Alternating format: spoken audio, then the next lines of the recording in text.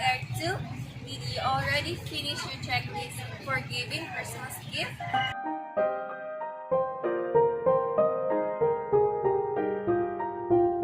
You finished assembling your Christmas tree and Christmas lights?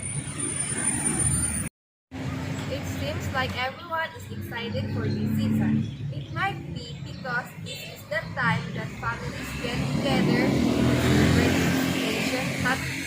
But for now, I'm going to show you the lighting of the giant Christmas tree here in Pangasinan. It is usually done every December 1. Many people are going here to witness this event. This is Beyonce Frelsi Steve. Oops, don't forget to like and subscribe my channel. Like and share the info.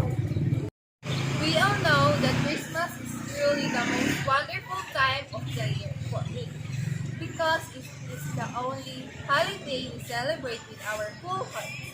Before the invention of electricity, candles were used to bring light to the home during Christmas time.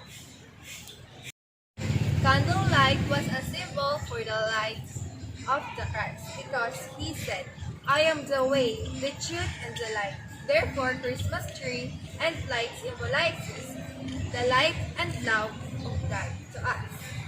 If you might ask to follow Christ and His path, this is also a symbol of our faith, spring, and eternal life.